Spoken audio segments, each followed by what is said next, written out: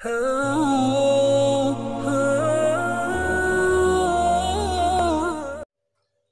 दोस्त अहबाब ये सवाल भेजते हैं कि जी हमें कोई ऐसा वजीफ़ा कोई ऐसा अमल बताइए जिसे करने से हमारी दुआएं कबूल हों। पता नहीं क्या मामला है कि अल्लाह हमसे नाराज़ हो चुके हैं, बड़ी दुआएं कर रहे हैं लेकिन अल्लाह सुन नहीं रहा। पहली बात तो प्यारे भाइयों ये ज़हन नशीन कर लें कि कोई भी दुआ रद्द नहीं होती। दुआ के अल्लाह रब्बुल इज़्ज़त ने मुख्तलिफ स्टेप रख दिए हैं।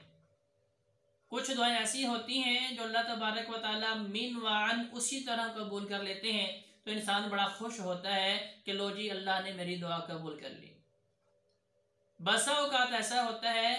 कि अल्लाह ताला उससे बेहतर हमें अता कर देते हैं जो हम अल्लाह से मांग रहे होते हैं। तो हम उस वक्त कहते हैं जी कि मैंने तो फलां चीज़ मांगी थी, मैंने तो फलां काम मांगा था, लेकिन मुझे कुछ और मिल गया। क्योंकि अल्लाह चाहते हैं कि भाई मैं इससे ज़्यादा बेहतर चीज़ अता कर दूं, तो अल्लाह वो अता कर देते हैं। तीसरा मरहला इसका यह होता है कि अल्लाह तबारक व तआला दुआओं को दुनिया में कबूल नहीं करते, लेकिन वो रद्द नहीं जाती, वो ज़ाया नहीं होती, वो वेस्ट नहीं होती, बल्कि कल क़यामत के दिन मेरे महबूब पैगम्बर अलैहिस्सलाम ने बयान फरमाया है कि जब महशर के मैदान में अल्लाह के हुजूर इंसान पेश किया जाएगा, तो ऐसा इंसान जिसने अल्लाह से अपना ताल्लुक नहीं तोड़ा, दुआएं करता रहा, अल्लाह के सामने इल्तिजाएं करता रहा, मुनाजात करता रहा, रब को पुकारता रहा, तो अल्लाह तबारक व तआला उसकी पुकार, उसकी दुआ, उसकी मुनाजात को उस दिन इस कदर अजर सवाब की सूरत में उसके तराजू के अंदर रखा जाएगा कि जिसका अजर सवाब इतना ज़्यादा होगा कि इंसान की आंखें देख के दंग रह जाएंगी, हैरान और शशदर हो जाएंगी। और इंसान उस वक्त हसरत करेगा, पहले तो पूछेगा फरिश्तों से भी कि ये अमल तो मैंने किया नहीं, ये अजर सवाब कहाँ से आ गया? क्योंकि मेरे अमाल की सारी जजा और अजर जो है मेरे नामा अमाल के अंदर मुझे दिखा दिया गया है, तराजू में रख दिया गया है, लेकिन ये ओहद पहाड़ से भी ज्यादा अजर सवाब जो मेरे तराजू में, मेरे मीज़ान में रखा गया है, ये कहाँ से आया है? तो फरिश्ते बताएंगे ये अल्लाह तबारक व तआला का फजल करम है और तुम्हारी उन दुआओं का सिला है जो दुनिया में कबूल नहीं की गई थी। तो इंसान उस वक्त ये हसरत करेगा, काश कि दुनिया में मेरी एक भी दुआ कबूल ना होती। तो ये दुआ के मुख्तलिफ मराहिल हैं, लेकिन फिर भी अगर आप चाहते हैं कि अल्लाह ताला दुनिया में आपकी दुआओं को कबूल करे, तो सही बुखारी की हदीस नबी अलैहिस्सलाम इरशाद फरमाते हैं कि एक मर्तबा सोने के बाद रात के पिछले पहर में, जब दुनिया ख्वाब गफलत के मज़े लूट रही होती है, लोग सो रहे होते हैं,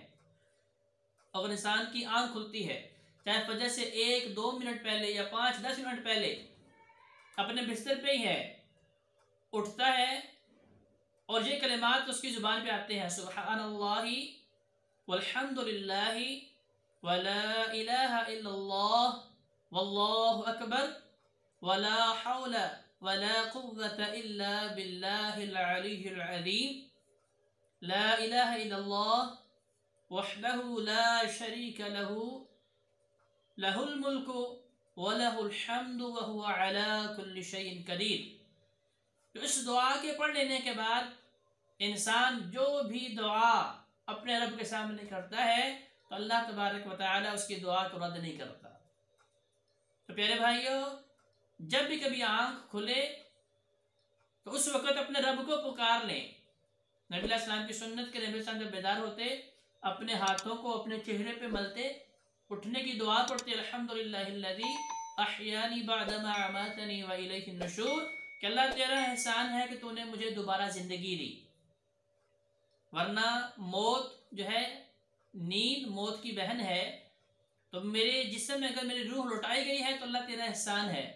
उसके बाद ये दुआ पढ़े, सुब्हानल्लाहि वल्हम्दुलिल्लाहि वला इलाहा इल्लल्लाह वल्लाहु अकबर वला हौला वला कुव्वता इल्ला बिल्लाहिल अलिय्यिल अज़ीम, ला इलाहा इल्लल्लाह वहदहु ला शरीका लहू लहुल मुल्कु व लहुल हम्दु व हुवा अला कुल्लि शैइन कदीर। इन कलिमात को पढ़ने के बाद रब के सामने दुआ करें, अपनी हाजत रब के सामने पेश करें, अपनी मुश्किल मेरे रब के सामने पेश करें, इस तसव्वुर के साथ कि जिस मुश्किल को मैं समझ रहा हूँ कि बहुत बड़ी है, जिस हाजत को मैं समझ रहा हूँ कि वो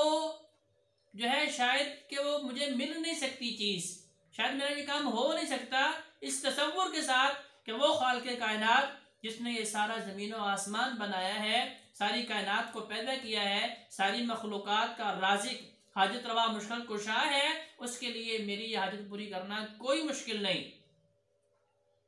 क्योंकि अल्लाह अकबर, अल्लाह सबसे बड़ा है। इस यकीन के साथ आप ये कलिमात, रब की तस्बीह, रब की हमद, रब की किब्रियाई कलिमात पढ़ने के बाद उसके सामने दुआ करें। यकीन अल्लाह तबारक व तआला आपकी दुआओं को ज़रूर शर्फ़ कबूलियत से नवाजेंगे।